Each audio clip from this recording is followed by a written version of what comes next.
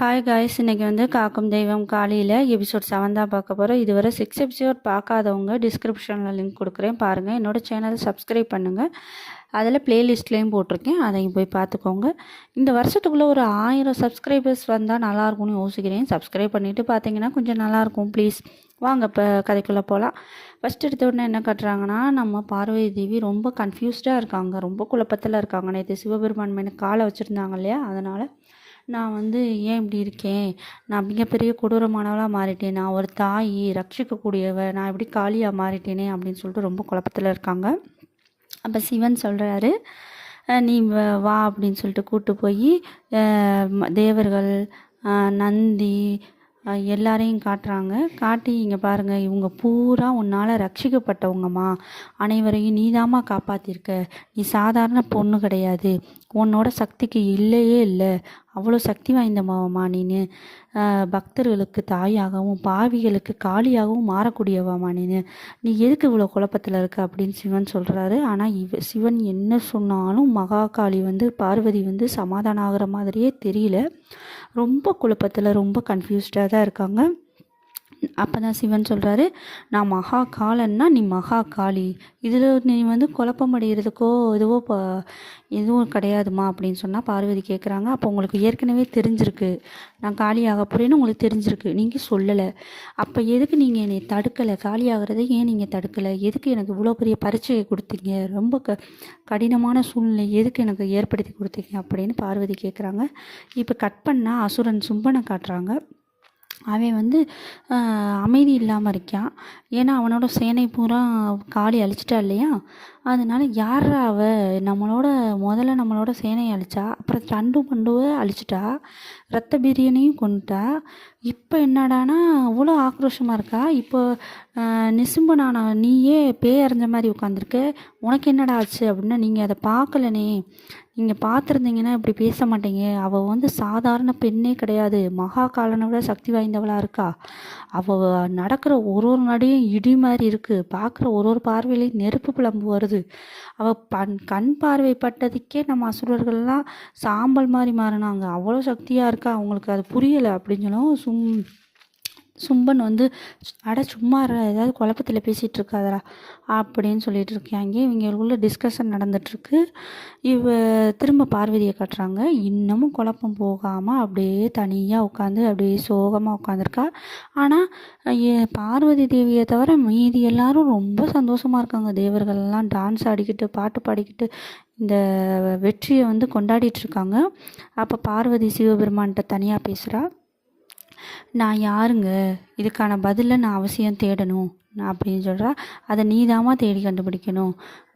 அப்போ நீங்கள் சொல்ல மாட்டீங்க, நான் யாருன்றத சொல்ல மாட்டீங்க அப்படின்னும். ஆமாம், நீ தான் கண்டுபிடிக்கணும், நீ தான் வந்து உனக்கான பயணத்தை ஆரம்பிக்கணும் அப்படின்னு சொல்லும்போது விஷ்ணுகிட்ட போகிறாரு.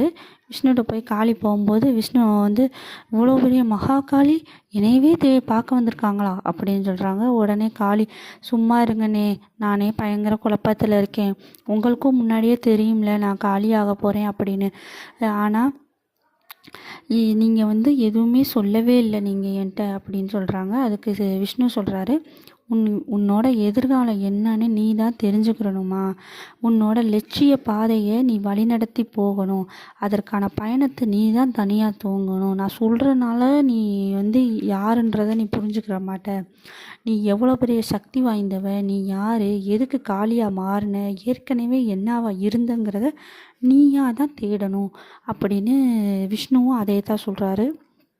உடனே சரின்னு கீழே வந்துடுறாங்க. லக்ஷ்மியை பார்க்குறாங்க. லக்ஷ்மி வந்து ஃப்ரெண்டு தானே.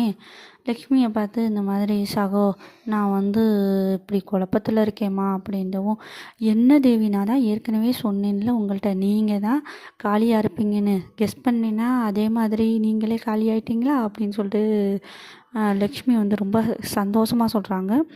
ஆனால் பார்வதி ரொம்ப கவலையில் இருக்கிறத பார்த்துட்டு, நீங்கள் எதுக்கு கவலையாக இருக்க பார்வதி, நீ வந்து எதை பற்றியும் குழப்பம் அடையாது, சந்தோஷமாக இரு, நீ வந்து வேணும்னே காளியாக மாறலை, நம்ம தேவர்களை ரட்சிக்கிறதுக்காக தான் காளியாக மாறணும், நீ ஒன்றும் கொடூரமானவ இல்லை பார்வதி அப்படின்னு சொல்லும்போது, நீ பேசாத அப்படின்னு ஒரு சவுண்டு கொடுக்குறாங்க. பார்வதி தேவி கொடுத்த உடனேயும் லக்ஷ்மி தேவி வந்து பயந்துடுறாங்க. பயந்து கண்ணை மூடி பின்னாடி ஒரு ஸ்டெப் போகிறாங்க. அப்போ பார்வதி புரிஞ்சுக்கிறாங்க, நீ வந்து மாதிரி இல்லை, மாதிரி என்கிட்ட பேச மாட்டுற பார்த்தியா, நீ என்னோடய ஃப்ரெண்டு தான். ஆனால் பாரு, இப்போ நான் காளியாமானதுக்கப்புறம் என்கிட்ட நீ சரியாகவே பேச மாட்டுற. நான் கொடூரமானவளாக ஆயிட்டேன், ரத்தத்தெல்லாம் குடிச்சிருக்கேன், நான் ரொம்ப மோசமானவளாக ஆயிட்டேன் அப்படின்னு சொல்லும்போது லக்ஷ்மிக்கு என்ன சொல்கிறதுனே புரியல. நீங்கள் கொஞ்சம் அமைதியாக இரு பார்வதின்னு சொல்லுவாங்க. நீ போ, உன்னை விஷ்ணு கூப்பிட்றாரு போ அப்படின்னு சொல்லிட்டு பார்வதி அனுப்பி வச்சிடுறாங்க. இன்னமும் பார்வதி மனசில் சிவன் மேலே பாதத்தை வச்சதே யோசிச்சுட்டே இருக்காங்க. பாவம், நமக்கே கொஞ்சம் கஷ்டமாக தான் இருக்குது. அதையே யோசிச்சுட்டே ரொம்ப அழுதுகிட்டே இருக்காங்க. அப்போ வந்து லட்சுமிகிட்ட கேட்குறாங்க, இந்த மாதிரி நீ எப்போயாவது உன்னோட கணவர் மேலே பாதம் வச்சுருக்கியா? இல்லைல்ல, நான் வச்சுருக்கேன், அப்போ எனக்கு தான் அந்த வேதனை தெரியும் அப்படின்னு சத்தம் போட்டுறாங்க. உடனே லட்சுமி அந்த இடத்த விட்டு போயிடுறாங்க. போன உடனேயும் பார்வதி தேவி மிகப்பெரிய முடிவு எடுக்கிறாங்க, நான் கைலாயத்தை விட்டு போகிறேன் அப்படின்னு. சிவன் உடனே, நீ என்னம்மா முடிவு எடுக்கிற, ஏம்மா அது மாதிரி பண்ணுற அப்படின்னா, உங்களுக்கு என்னோட வேதனை புரியாதுங்க. நான் வந்து என்னை தெய்வமாக மதிக்கிற, தெய்வமாக இருக்கக்கூடிய என்னோடய கணவர் மேலேயே பாதத்தை வச்சுட்டேன் அப்படின்றாங்க. இன்று வரை நான் வந்து உங்களை விட்டு போகணுன்னு மனசில் கூட நினச்சி பார்த்தது கிடையாது. ஆனால் இப்போ நான் உங்களை விட்டு போகணுன்னு நினைக்கிறேன்னா அப்போ என் மனசில் எவ்வளோ வேதனை இருக்குதுன்னு நினச்சி பார்த்துக்கோங்க அப்படின்னு பார்வதி சொல்கிறாங்க. உடனே அதுக்கு சிவன் சொல்கிறாரு, நான் உனக்கு உன்னோட முடிவுக்கு நான் முழுமையாக ஒத்துழைக்கிறேன், நான் எந்த மறுப்பும் செய்ய போகிறதில்ல, நீ போயிட்டு வா. ஆனால் அதில் மிகப்பெரிய ஆபத்து வரலாம், அதை நீ வந்து தாண்டணும். அதாவது மிகப்பெரிய ஆபத்து கூட உனக்கு வரலாம், அந்த சூழ்நிலையை எதிர்த்து போராடக்கூடிய சக்தி உனக்கு இருக்கா அப்படின்னு கேட்குறாங்க சிவன். அதெல்லாம் நான் பார்த்துக்கிறேங்க, நான் முதல்ல கிளம்புறேன் அப்படின்னு சொல்லிட்டு போகிறாங்க. அப்போ சிவபெருமான் சொல்கிறாரு, எனக்கு ஒரு வாக்கு கொடு அப்படின்னு கேட்குறாரு. என்ன வாக்கு அப்படின்னா, நீ வந்து இந்த உலகத்தை பொறுத்தவரை நீ வந்து என் மேலே காலை வச்சதா நினைக்கிறாங்க, ஆனால் நீ வந்து என்னோட இதயம்மா, நீ என்னோட உயிர், என்னில் சரிபாதிம்மா, அதனால் நான் இதை ஒரு பெருசாகவே நினைக்கலம்மா, நீ ஏமா அவ்வளவு மனசை போட்டு குழப்பிக்கிற அப்படின்னு சொல்லிட்டு சிவன் நினச்சிட்டு சொல்லிகிட்ருக்காரு. இப்படி இவங்க வந்து கான்வர்சேஷன் நடந்துகிட்ருக்கு. அங்கே சும்பன் நிசும்பனுக்கு இந்த நியூஸ் போகுது, பார்வதி தேவி கைலாயத்தில் இல்லை, கைலாயத்தை விட்டு கிளம்பிட்டாங்க அப்படிங்கிற நியூஸ் வந்து சும்பன் நிசும்பனுக்கு போகுது.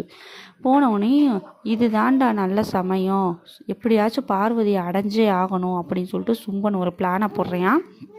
கட் பண்ணால் நந்தியை காட்டுறாங்க. நந்தி வந்து சிவபெருமான்கிட்ட வந்து இந்த மாதிரி, எங்கள் சிவபெருமானே, தாயை நான் எல்லா இடமும் தேடிட்டேன், தாய் காணாமே அப்படின்னு கேட்குறாங்க நந்தி. அதுக்கு சிவபெருமான் வந்து, பார்வதி கைலாயத்தில் இல்லைடா அப்படின்றாங்க. உடனே நந்திக்கு ரொம்ப கோவம் வந்துடுது. என்ன சிவபெருமானை சொல்கிறீங்க, நீங்கள் தடுக்கலையா, எதுக்கு கைலாயத்தை விட்டு போக விட்டீங்க, போய் கூட்டிகிட்டு வருவோம் வாங்க அப்படின்னு சொல்கிறாங்க நந்தி. அதுக்கு சிவபெருமான் வந்து, இல்லை என்னால் போய் கூப்பிட முடியாது, நான் வரக்கூடாதுன்னு சொல்லிட்டு தான் அவள் போயிருக்கா அப்படின்றவும், உடனே நந்தி வந்து, மகன் சொன்னால் தாய் கேட்காம இருக்க மாட்டாங்க, நான் போய் உடனே கூட்டிகிட்டு வரேன் அப்படின்னு சொல்லிட்டு கிளம்புறாரு. இதோட இந்த எபிசோடு முடியுது. அடுத்த எபிசோடு வந்து நான் அடுத்தடுத்து போடுறேன். என்னோடய சேனல்ஸை வந்து சப்ஸ்கிரைப் பண்ணாமல் பார்த்தீங்கன்னா ஃபஸ்ட்டு சப்ஸ்கிரைப் பண்ணுங்கள், லைக் பண்ணுங்கள், ஷேர் பண்ணுங்கள், முடிஞ்ச அளவுக்கு கமெண்ட் பண்ணுங்கள். ஓகே, பாய்.